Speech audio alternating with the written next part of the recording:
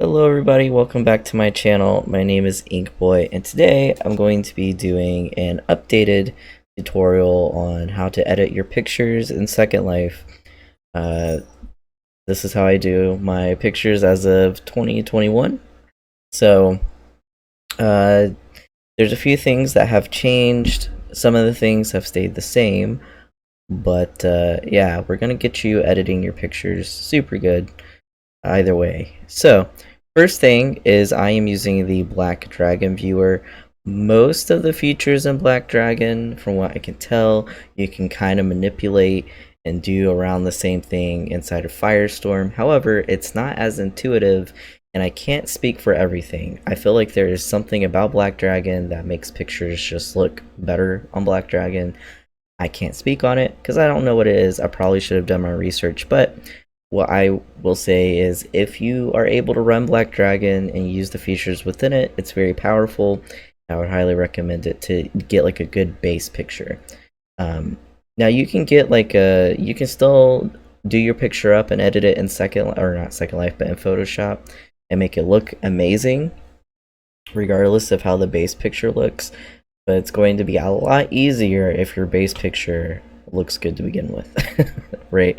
So, and that goes for like your avatar as well. Like if you want a realistic looking picture and your avatar, your proportions are off and everything, like your picture's not gonna, like no amount of editing is going to fix that.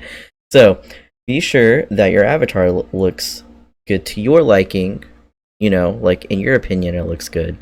And then, so that's the base. And also, make sure you have your background and your pose ready. Today, I'm going to be just doing an up-close portrait picture on how to edit this, but you can take the same concepts and mechanics I'm doing in this picture and use them with a full body shot and any background you want. So, first thing is, I got my pose going. I'm using just a plain background, just threw it up on my platform. And I have so the one light I am using is called Tarnix Zealot. I think that's how you pronounce that. But the main thing is, at least inside of Black Dragon, is I have the ambient and blue density here to black. This blue horizon, whatever that is, I don't think it really matters too much what you have that as.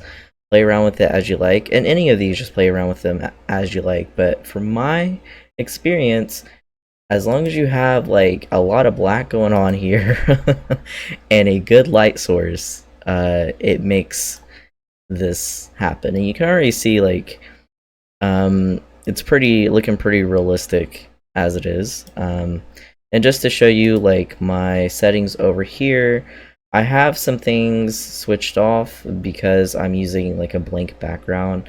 One thing we could do, we can turn this screen space ambient occlusion on. You can see it changes things a little bit, but not a lot, so I'm just gonna take it off.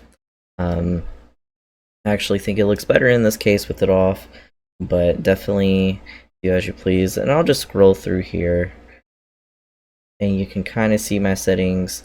Basically just go through and play around with these. Like blur size, I have that all the way up.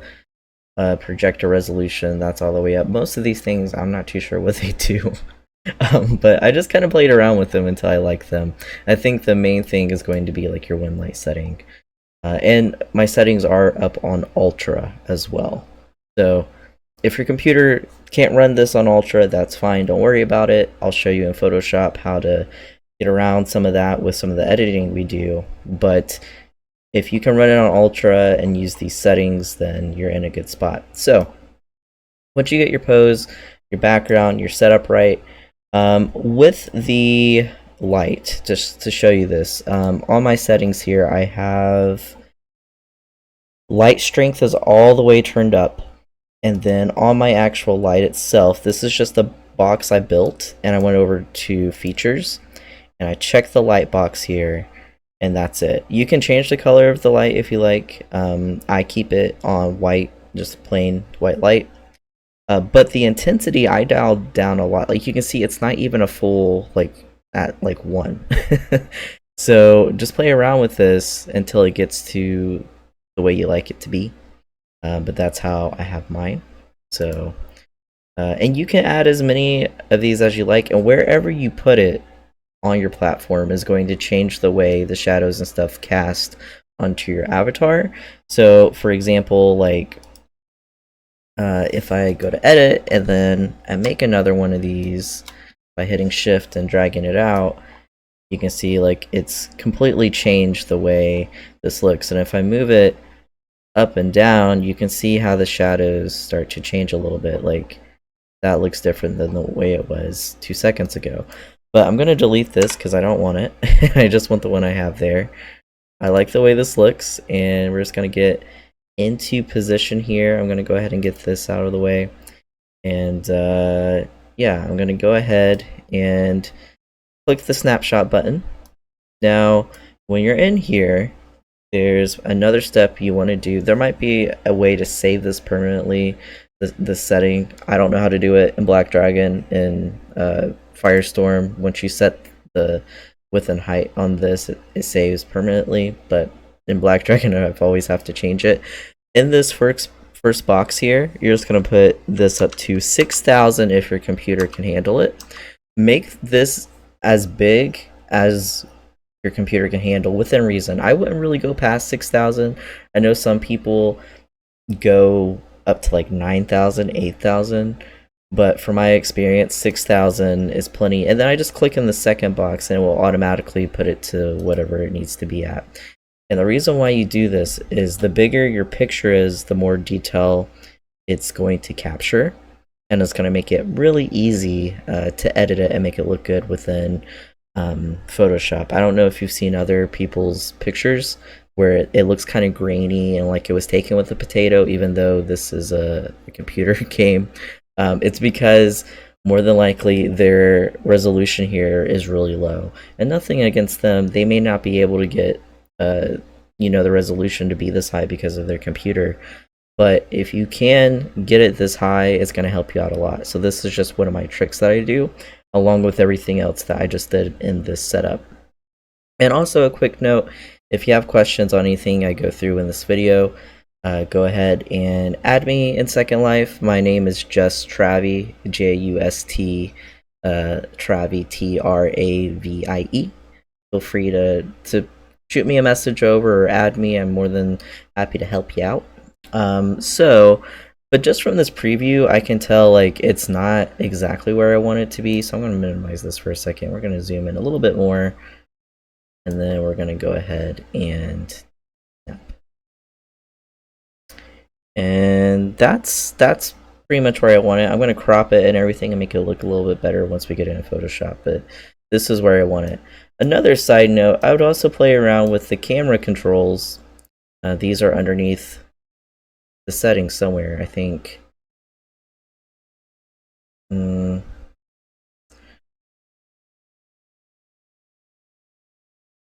to find it. I thought it would be under tools, but it's not.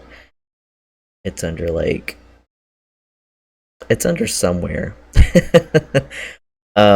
Oh, it looks like it's I had a button on my toolbar. So if you go to edit and then toolbars, you can like edit your toolbar and drop it on there. But the reason why this is important is because you can do some things like this, right? And like that can be cool for full body shots. That's one of the tricks I use just to make it more interesting. If I feel like it needs a little pizzazz, I'll just tilt the whole picture itself. But yeah, I'm gonna go ahead and stop the video here and pick it back up when we are in Photoshop, so I'll be back with you in just a moment. Alright everybody, we are in Photoshop, and so the first thing we're going to do is we are going to crop this picture to the way we like it. You don't have to crop it, but this is just what I'm going to do first.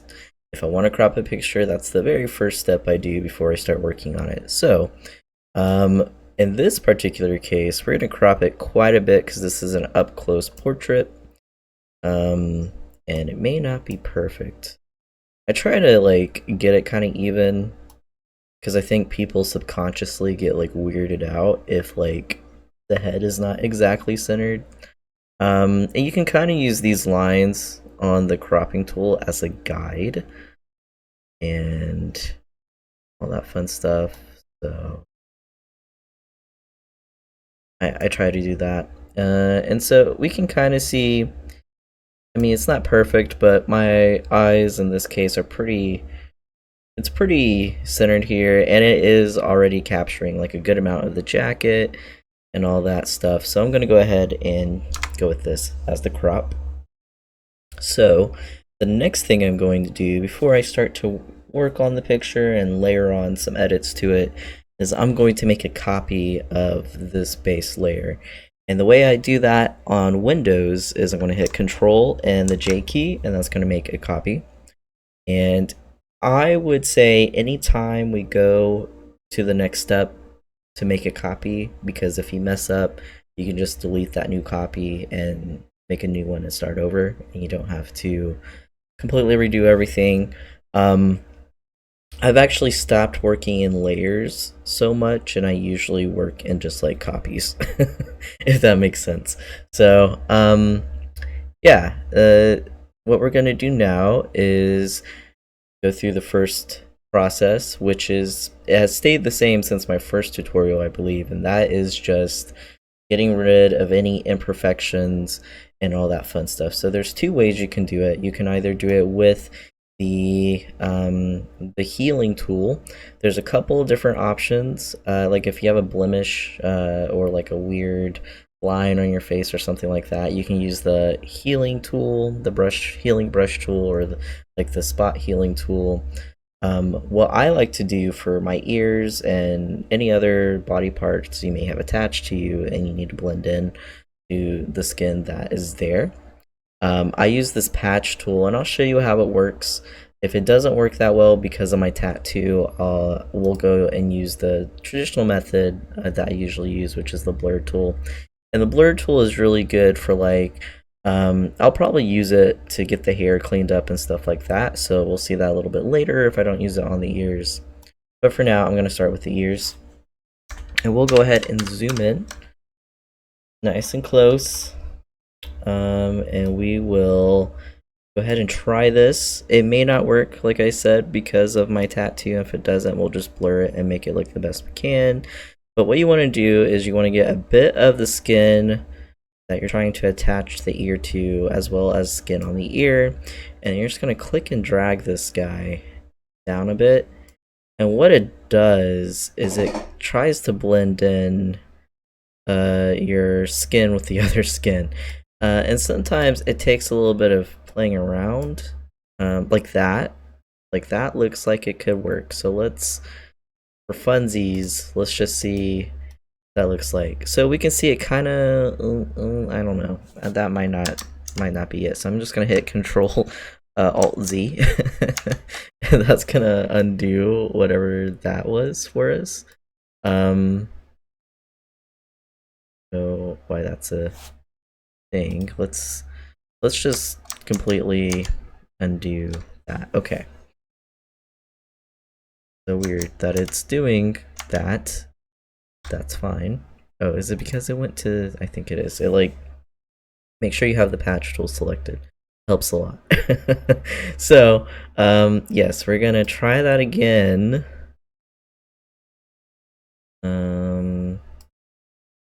Yeah, I don't think the patch tool will help in this case. Or there we go. I think we got somewhere with it. So what you're looking for is like this kind of fade effect there. Well, you can kind of see it looks like it's trying to attach itself to the ear, and we can even do it with like this. Oh, get rid of that. We can even do it with like this little area down here. You like, maybe go up here, and there might be an easier way to deselect this, but this is how I've always done it, so don't judge me. So it looks kind of sketchy, right? Like that doesn't look too good. In fact, you could probably argue that the way it was previously looked better. But we're gonna go over here to our blur tool, and we're gonna resize it, and I have it at 100 strength, and I'm just gonna go through here And we're gonna blur things up back here. And I usually blur the whole ear, including my beautiful ear jewelry there and everything. And you can see by blurring this area that it just kind of it blends in, because let's be honest, like no one's gonna zoom in like this on your ear when you post it to Flickr.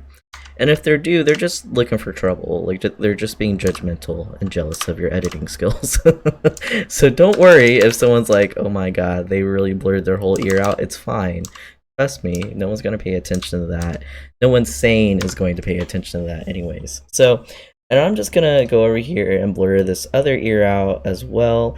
And the reason why I just kind of blur some of this background stuff out is because it brings more focus to your face, your beautiful face. And I'm just going to do the same thing with the hair and anything that just kind of looks wonky, that takes away from it looking realistic. Just blur it up. Like, it's perfectly fine. I'm going to blur some of the jacket up here too. And there's going to be steps later that we take that will really just fix any thing that looks wonky, including a really big step at the end, but this is that. So if we zoom out, there we go. And just to confirm the differences, this is another reason why I like to make a copy instead of like doing a new layer or whatever, is you can just click it on and off, and you can see, well, yeah, it's not perfect. It still looks a little bit more realistic than just this sharp disconnecting line there. So, in my humble opinion. So the next thing we are going to do is we're going to add shadows and highlights. Now, this might sound scary to some of you. I know some people don't like doing this because they think you have to be a artist to absolutely do this, but the truth is anyone can edit pictures on Second Life and make them look good. So the first thing you're going to do is Control J, make a copy, and then you're going to go over here to this little pin cushion looking tool, or it might be a sponge or a hand, and to make shadows we're going to do the burn tool, and then you're going to zoom in. If you like, I zoom in. And while I'm zoomed in here, let me show you the healing tool here, because this tattoo I made myself. It's not for sale. Just putting that out there. But this little part I have to fix. So we're just gonna fix this. No, we're not gonna fix it with that. Maybe it's the spot healing tool.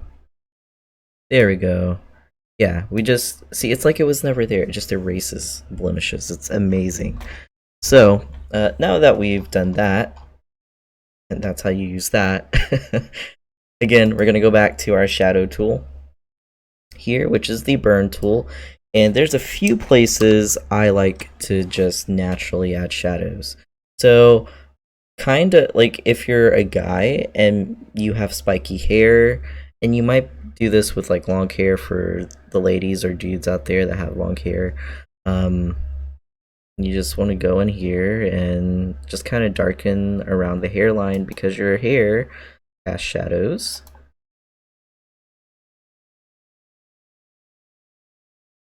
And I also do it just kind of like back behind, like on the ear. And then I do right underneath the cheekbone, down onto the jawline. And I go around the jawline and add shadows around that. And I do this on both sides. And like down around the neck area, underneath the chin. It's kind of hard to really see the effects because I have like a black tattoo on, but that's just kind of what you want to do. And usually when you're doing this, you kind of want to decide which side is like the side with like the biggest shadow. and which side's going to be like your light side. And obviously this side's my shadow side, and over here is the light side, though there's still some shadow work on it. And whichever side you decide, and this may not be determined by the natural light on Second Life that you use or the light setup that you use. This may be determined by the skin itself, because we can see with like the skin I have here, this shadow that's here, that's not made from the game. That's literally on the skin. So what I'm going to do is I'm going to enhance that, and I'm going to go ahead and drag the burn tool over that. And you can kind of use your skin as a guide for the shadows as well. Especially if you're doing like a full body picture, and let's say you're a guy, you want to enhance like the muscle structure on your skin. Use the shadows that the creator put on the skin as a reference to where you want to go ahead and put shadows at. So that's how you do that, shadow work wise, and that's actually all the shadows I'm going to put on for the moment. Well, actually, let me just, you could put some like kind of by your jacket area here, or shirt area, where there would be shadows. And it doesn't look like much is going on, but if you go over here and click it on and off, you can see the difference there, and it's already like a pretty big difference, right? So next thing we're going to do, Control J again, we are going to add the highlights. And so same concept really, but with the dodge tool, which looks like a little pin. We're gonna go ahead and do this, and again, I would follow the highlights that are already on your skin. Like, it's not super hard if you just follow that. I mean, yeah, obviously you want to think about the light is shining in this direction, so it's gonna hit here, but you don't have to think about that too much, because like, the creator of your skin already put highlights on there, so just enhance them. But there are some key places that I put highlights regardless, which first area is going to be the forehead, and I'm just going to do a swipe on the forehead, nothing crazy. And just so you know, my range is set to midtones, and that is also on the burn tool as well. And then this is set to 7%. So make sure that you lower it. You can always add if it's not as intense as you want it, but make sure this is pretty low, because it's easier to add than it is to take away, of course. So the next place I'm going to go is on the cheek area. We're going to start at the cheekbone and just go under the eye, one swipe like that. Same over here, cheekbone, under the eye.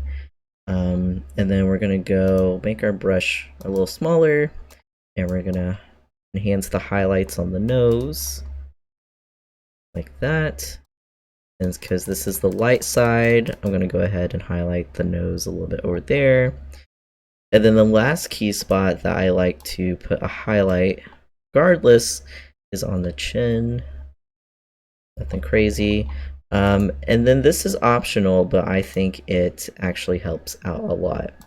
I have had some people compliment me on my eyes in my picture, and this is my secret to get really cool eyes in your picture, regardless of what kind of eyes you have, is you're just gonna add a highlight onto them. It doesn't have to be perfect, because again, unless someone is a psychopath, they're not going to zoom this close up in your picture and look at your edit and notice that, you know, your eyelids are slightly lighter around this area than the rest of the eyelid, because it's really hard to tell. Like, I can barely tell doing this, but this is how I do it, and it just enhances your eye and brings it out some.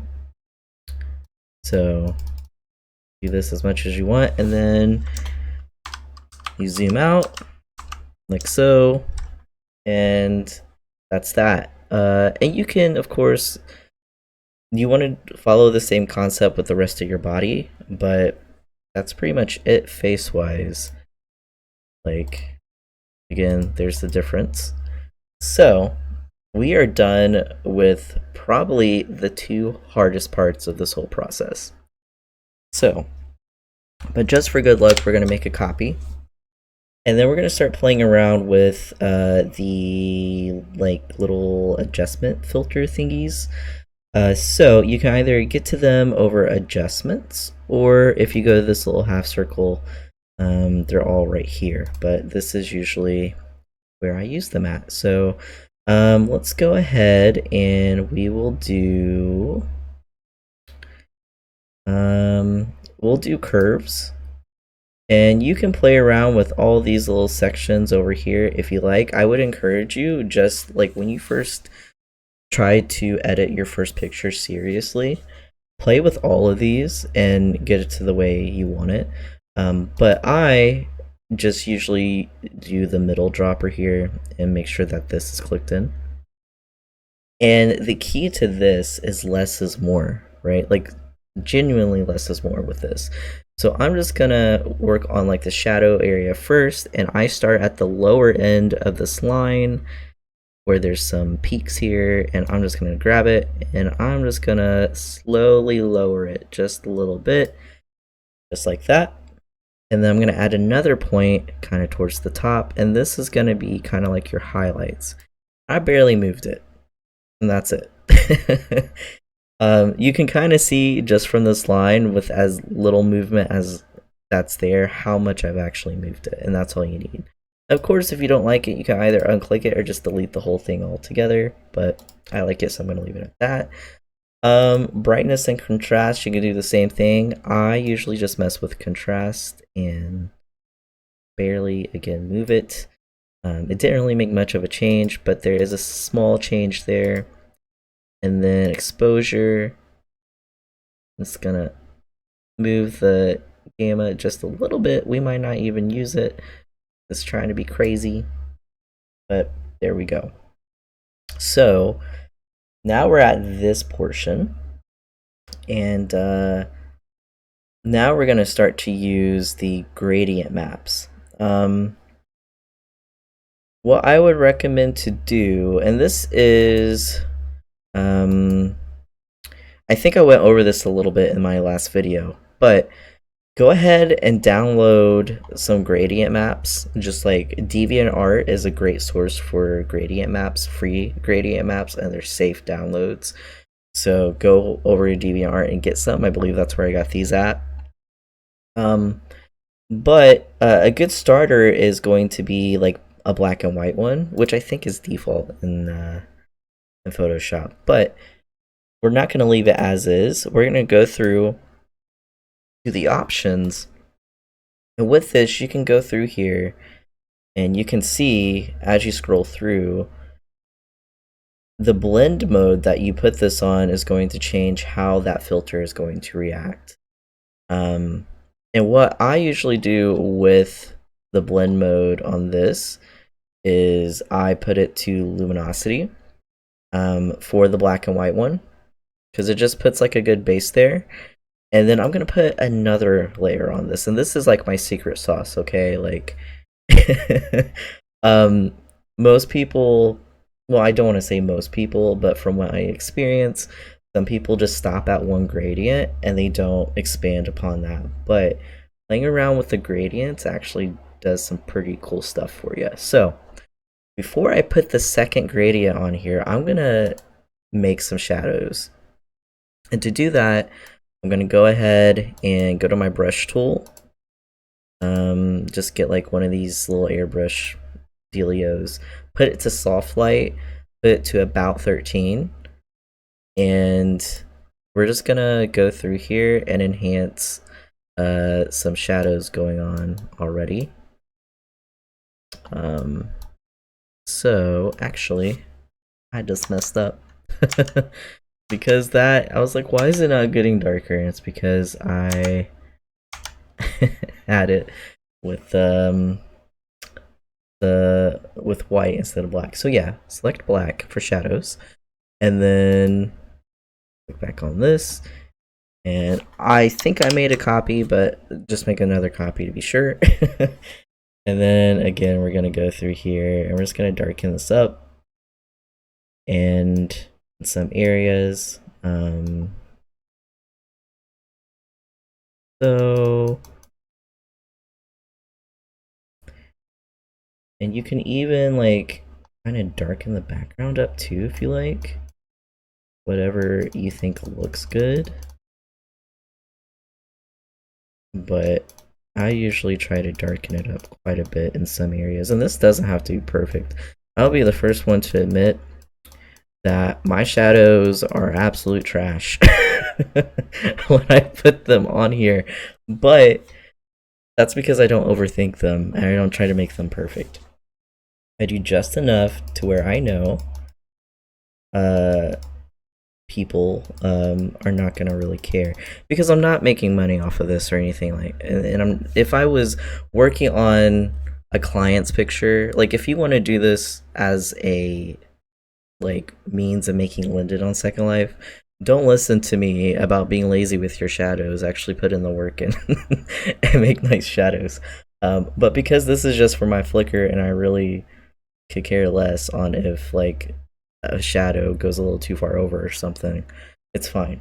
So if this is for your personal purposes, by all means, you don't really have to worry about your shadows. But we just do that. You can see it's made quite a difference in that. And you can kind of tell like the shadow is overextending in some areas. And again, you can do something like this and just like blend it a little bit if you like.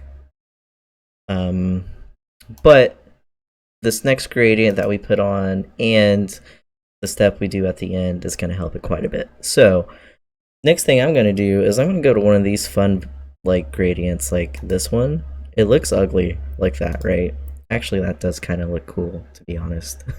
Like that could be a picture in and of itself, but that's not what we're aiming for. I'm going to go back to blending options. And to get to any of these menus, I'm sorry if I skip that, you're just going to right click on your gradient map here and go to this, and then it's blending options. Blend mode. And I'm going to click on dissolve. We're not going to use dissolve. Actually, we're going to put this to about 53%.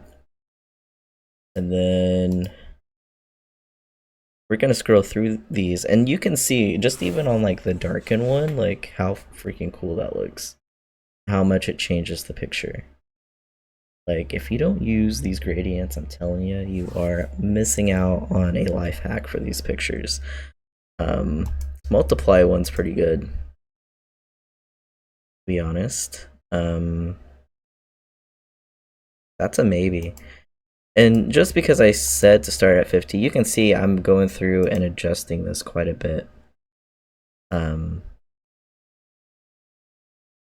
burn, linear burn, another good option here.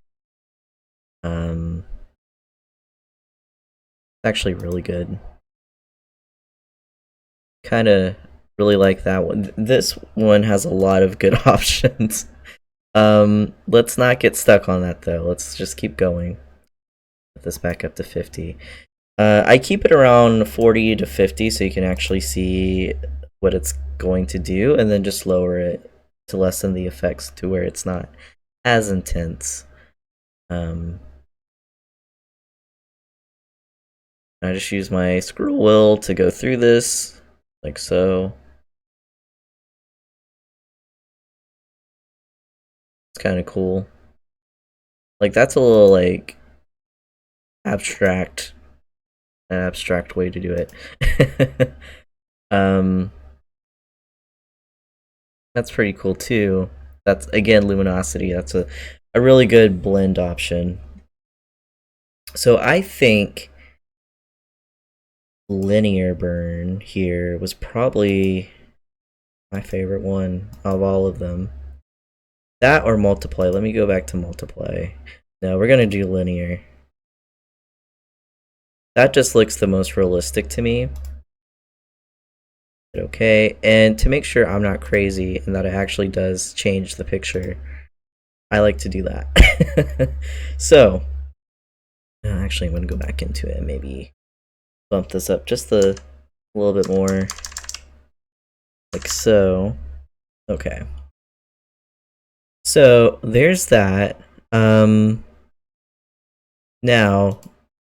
the next thing we can do here, we can go through with our blur tool and just do some touch-ups on anything that isn't looking like 100% like super realistic. And you want to make sure that you're actually on the layer here. Let me do a copy. Don't do that on your gradient layer. You can see it didn't really do anything, but that's why I was like, why? What's going on? Because it's not doing anything. So there's that. And then you have two options on what you want to do next. You can either skip the sharpening step and go to the final step, or you can do the sharpening step. So you're going to go to filter and go to sharpen, and this is always a maybe step for me because sometimes I go into sharpen and it just like destroys what I was trying to go for. But you can see sharpen looks pretty cool in this case, I think. Maybe.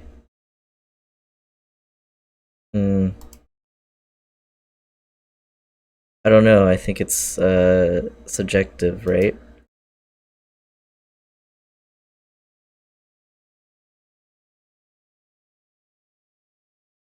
I think I am gonna go ahead and sharpen.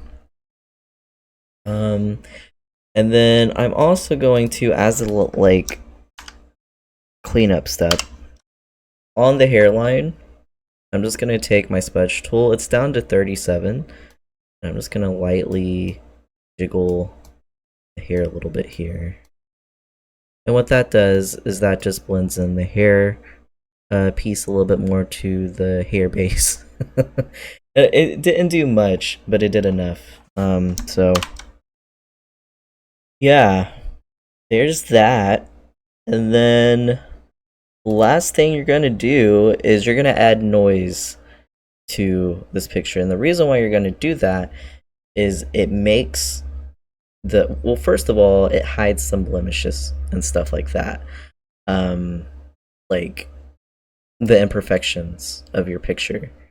You can see like my ears. I know you were probably looking at my ears this whole time, like they look trash. But you can see once you add this, like no one's gonna care about the ears.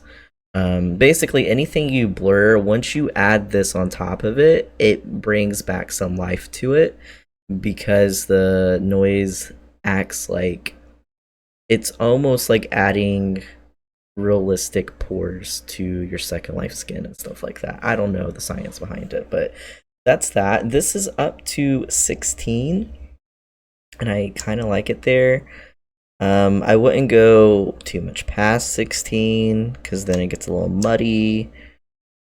I would say between like 8 and 16 is probably where you want it to be. And there's two different ways you can do it. You can do uniform or you click the Gaussian here. I guess that's how you pronounce it. But that gets really crazy, so I just stick with uniform. And yeah, that is how I edit my pictures. Yeah, so if you have any questions on any of this, reach out to me in World. I'll be happy to help you out.